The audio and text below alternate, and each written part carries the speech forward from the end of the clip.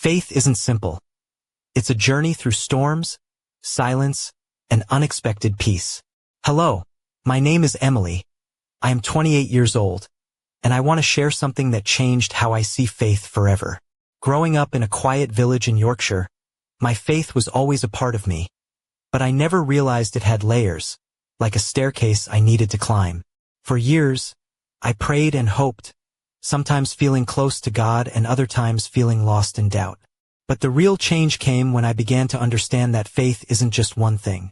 It grows, it shifts, and it challenges us in ways we don't expect. This story is about the journey of faith, the kind that starts with desperate asking and leads to a deep, unshakable peace. It's a journey I've walked myself, with all its struggles and quiet victories. I want to take you through the first step, the faith that asks, and show you what that looks like when life presses in and all you can do is reach out. Faith often begins with a desperate plea, a trembling voice calling out in the dark, hoping someone hears. When I first faced the hardest times in my life, my faith was raw and uncertain. It was the kind of faith that asks, simple, urgent, sometimes messy. I remember those evenings in my tiny flat in Whitby, the rain tapping gently on the window, and me on my knees, whispering, "Please help me." Not with perfect words, not with eloquence, but with a heart full of need. It was like a child falling and looking up for their parents' arms. That's how my faith felt. Vulnerable, searching, reaching for safety. This stage of faith isn't about knowing all the answers or having everything figured out. It's about admitting you can't do it alone. Life's pressures, whether it's money worries, illness, or loneliness, push us to cry out. For me, it was the weight of uncertainty about my future, my career, and my family. I wasn't praying for miracles at first. I was just asking for help to get through the day. But even that simple asking held power. It was honest and raw, like blind Bart, shouting after Jesus through a crowded street, refusing to be silenced. The crowd tried to hush him, but his need was louder than their doubts. That's what this faith is, noise born from need. A pure cry that makes heaven stop and listen. But this asking faith is only the beginning. It opens the door but doesn't walk through it alone. When I reached out, I wasn't expecting immediate answers. Sometimes, the silence was deafening, and the waiting felt endless. Yet, even in those quiet moments, something was shifting inside me. A seed of trust beginning to take root beneath the surface of my prayers. Before that first desperate cry, I never understood why some people's faith seemed so different, so steady, so unshaken, while mine felt like a fragile flicker. But looking back, I realized that faith isn't a single moment or feeling. It's a journey shaped by what leads us there. For me, the road to that cry was paved with small moments of doubt and fear. Growing up in a close-knit town like Harrogate, I was surrounded by people who seemed to have it all together. Faithful, confident, and calm no matter the storm. I envied them. I believed in God, but worry often crept in. I'd watch the news or hear about friends struggling with illness or loss, and quietly wonder, why does it feel so different for me? I prayed, but my prayers were often a mix of hope and hesitation, belief tangled with fear.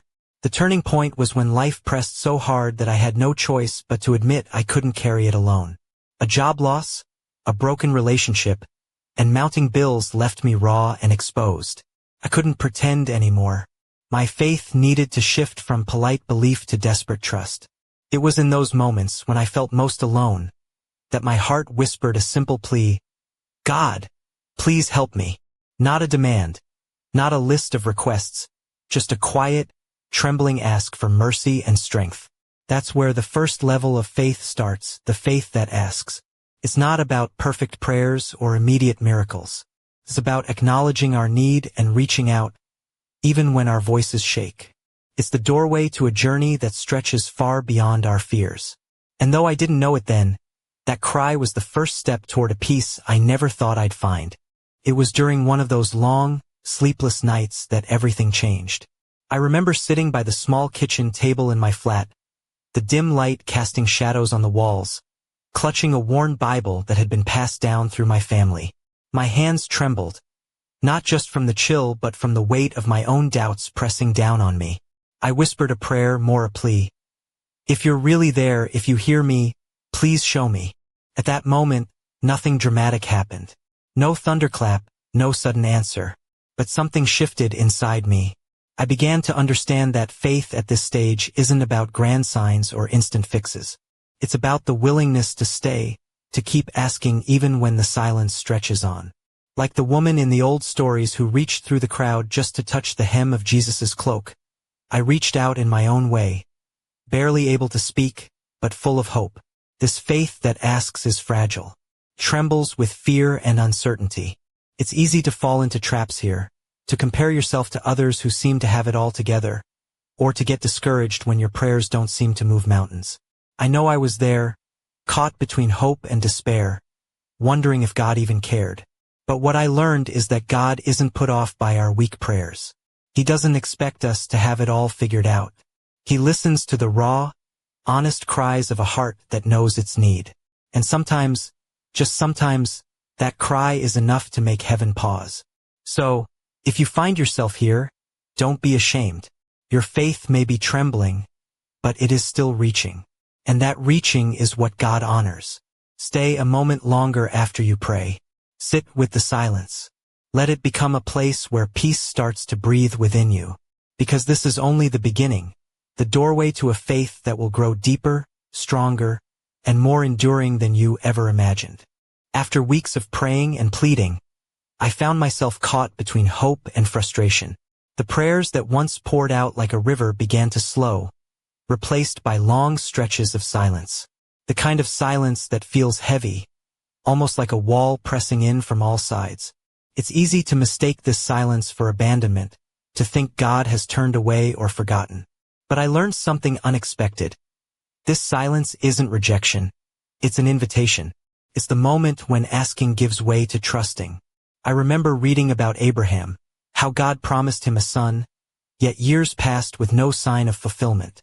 His body aged, his hope waned, but he held on because he knew the one who made the promise was faithful. That kind of faith is different. It's quiet and steady, not loud and demanding.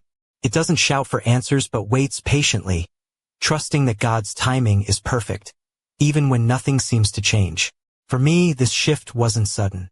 It came slowly, through countless mornings waking up to the same unanswered questions. No miracles, no sudden breakthroughs, just the steady rhythm of life pressing on. But instead of chasing signs, I started focusing on the one who holds the signs. Instead of asking when, I began to ask, who are you in this moment? That change was profound. My prayers became less about what I wanted and more about who God was. I learned to rest in that trust, even when fear and doubt still whispered in the background. It wasn't easy. Some days tears still came, but trust kept me walking forward, steadying my steps even when the path was unclear. This faith that trusts doesn't mean you never struggle. It means you keep going despite the struggle. It means believing in a God who sees the whole picture, even when you only see a fragment. And it's in that trust that faith begins to deepen, taking root in the quiet soil of waiting. Just when I thought I was finally settling into that steady trust, something inside me shifted again, an unexpected stirring that I hadn't anticipated. It was as if the faith I once clung to was calling me to go deeper, beyond just trusting in silence or waiting for answers.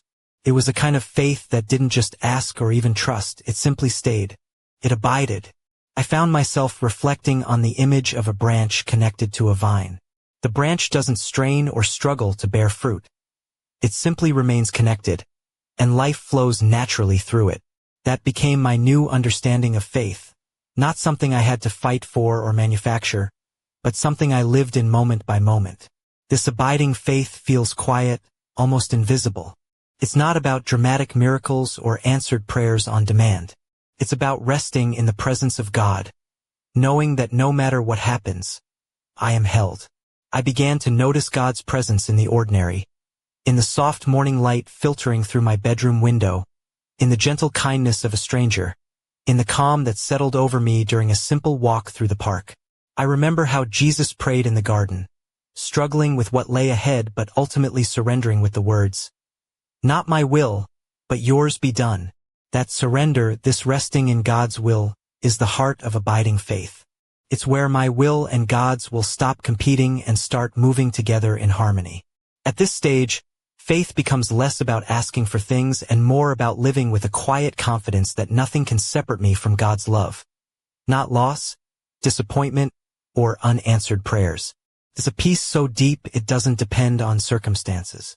If you've ever met someone who seems calm and grounded no matter what life throws at them, that's abiding faith in action. They don't need to prove God's presence because their whole life is a living testimony to it. And this is where I'm learning to live. Not chasing miracles but resting in the miracle of God's presence itself. Between every stage of faith, there's a test that no one can avoid, the test of waiting. And it's in this waiting that everything feels uncertain, stretched out like an endless shadow over your heart. I remember those days so clearly. Days when I felt like I was standing still while the world moved forward without me. The silence was louder than any answer I'd hoped for. No sudden breakthroughs, no clear signs. Just waiting. It felt like God was hidden, distant, even though I believed he was near. That tension between feeling lost and trusting was the hardest battle. Looking back, I realize waiting isn't punishment. It's preparation. It's the soil where faith deepens, where character is shaped, and where patience is forged. Like Abraham waiting 25 years for his son, or Joseph imprisoned for over a decade before his dreams came true. Waiting is never wasted time. It's the quiet workshop where God shapes us for what lies ahead. But waiting is tough. It challenges everything inside you. Your hope, your trust, your strength. I found myself wrestling with doubts, wondering if I'd misheard God, questioning if he cared at all. The enemy's whispers were loud. You've been forgotten. Give up now. Yet God gave me tools to endure. First, his promises, holding on to scripture like a lifeline, repeating verses until they sank deep into my soul. Second, small disciplines, praying even when it felt pointless, giving thanks for the smallest blessings, staying faithful in everyday moments. And third, community, finding friends who reminded me I wasn't alone, who stood beside me when my faith wavered. Waiting broke me, but it also built me. It cracked open my pride and planted seeds of humility. It taught me to stop demanding answers and start trusting the one who holds time itself. That season felt endless, but it was the most important chapter of my journey, teaching me that silence is never absence. It's the space where faith learns to stand firm. I once had a friend named Sarah whose journey through faith mirrored everything I've been learning. She was full of hope and energy, unwavering in her belief that God would come through for her. But then life hit her hard. She lost her job unexpectedly, her savings drained, and with it, her confidence shattered. What hurt her most wasn't the loss itself but the silence that followed. Night after night, Sarah would kneel by her bedside, pleading for direction, for a sign, for anything. God, where are you? She'd whisper, her voice breaking with raw emotion. At first, her prayers were loud and urgent, the faith that asks, demanding answers and relief. But as months dragged on with no change, her faith began to soften. One evening, she told me, I'm done asking God to fix this. I just want him to be here. That moment marked a profound shift. Sarah was stepping out of the frantic asking into the quiet trust. She stopped trying to control the outcome and started resting in the character of God she'd only preached about before. If all I have left is you, Lord, she said, that's enough. Even though her situation remained difficult. No new job, no financial miracle. A deep peace settled over her. She began to thank God not for changing her circumstances, but for holding her through them. Her faith was transforming from reaction to relationship. Months later, a job offer came unexpectedly. The company said her name had come up during a meeting, almost like a coincidence. But Sarah wasn't desperate anymore. She was content, grounded in a faith that abides. When she shared the news, she smiled and said something I'll never forget. The job isn't the miracle. The miracle already happened inside me. That's the power of mature faith. Not just surviving hardship but being remade by it. Her story reminds me that faith isn't about quick answers. It's about who we become while we wait. Looking back on Sarah's story, I see the same journey reflected in my own life. The 3 stages of faith unfolding like a quiet melody beneath the noise of daily struggles. She began with the faith that asks, driven by need and desperation. Then came the faith that trusts, forged in the fires of unanswered prayers and long nights of waiting. Finally, she reached the faith that abides, resting peacefully in the presence of God no matter the storms around her. Maybe you're somewhere along that path right now. Maybe your prayers feel unheard. You're waiting endless. Maybe you're caught in the limbo between asking and trusting, or you're searching for the peace that comes from abiding. If that's you, take heart. Faith is still growing beneath the surface, even when it feels like nothing is happening. The absence of answers doesn't mean God is absent. Sometimes he hides not to distance himself but to draw us closer, to teach us what peace truly is. The greatest miracle isn't always when circumstances change. It's when we change, when the storm outside no longer shakes the calm inside. This transformation, the quiet victory of faith refined by fire, is the real miracle. It turns desperate pleading into steady trust, anxious waiting into peaceful abiding.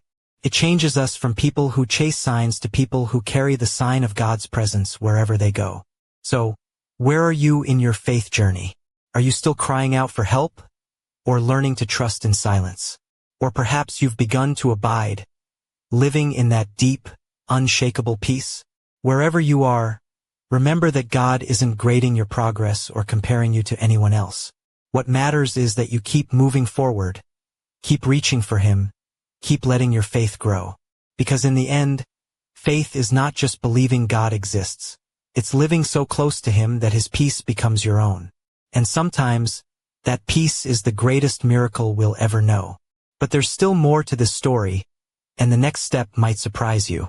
Just when I thought I understood everything about faith, the asking, the trusting, the abiding, I was blindsided by something I never expected. I discovered that faith isn't just a ladder to climb or a journey to complete. It's a mystery that keeps unfolding, revealing truths I hadn't seen before.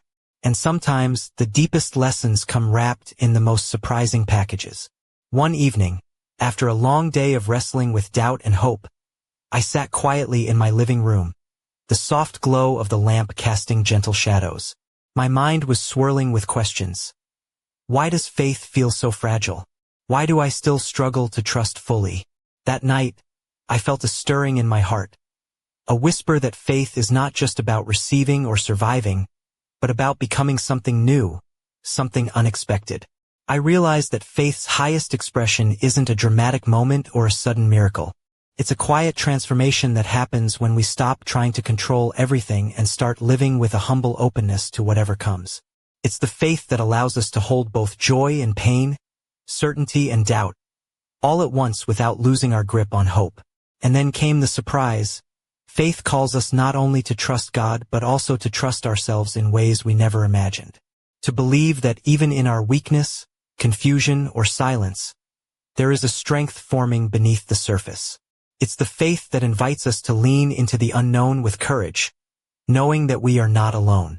This revelation changed everything for me. It wasn't about achieving a perfect faith or reaching a final destination. It was about embracing the mystery, the messiness, the beauty of a faith that grows deeper by surrendering, not just to God's plan but to life's unfolding story. And as I sit here sharing this, I wonder, what if your next step in faith isn't about finding answers but about learning to live with questions? What if the greatest gift isn't a clear path but the courage to walk the unknown? The journey continues, and the next chapter might just turn everything upside down.